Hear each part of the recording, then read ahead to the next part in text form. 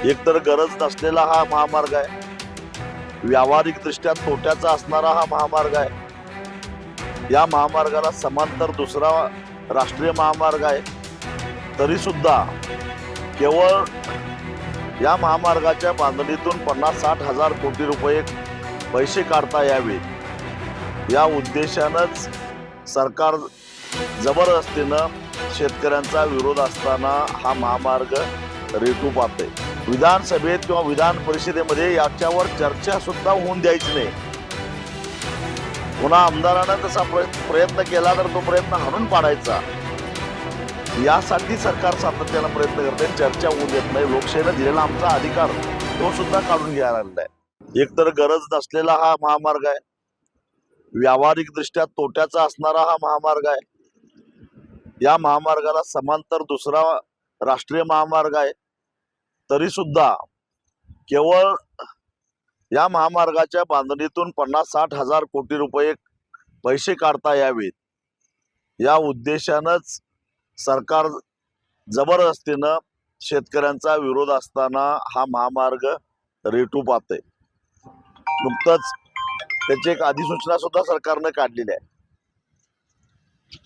विधिमंडळाचं पावसाळी अधिवेशन चालू आहे। या अधिवेशनामध्ये विधानसभेत किंवा विधान परिषदेमध्ये याच्यावर चर्चा सुद्धा होऊन द्यायची नाही।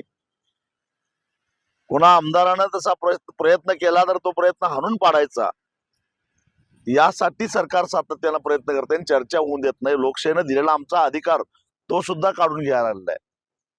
अशा परिस्थितीमध्ये आषाढी एकादशीला मुख्यमंत्री पांडुरंगाची पूजा करायला पंढरपूरला येत आहेत। त्यांना सद्बुद्धी द्या।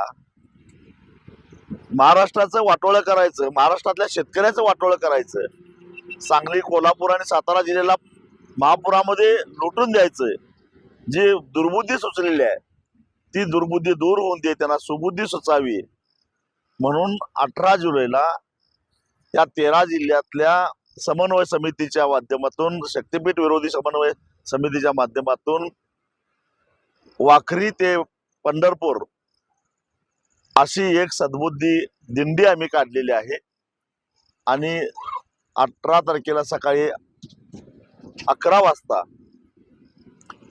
या ठिकाणी वाखरीला जमून ही दिंडी पंढरपूरच्या दिशेला जाणार आहे।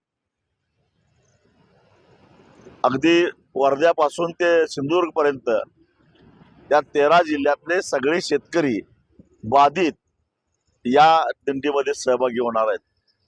या दिंडीच्या माध्यमातून पांडुरंगाला आम्ही साकडं घालणार आहोत।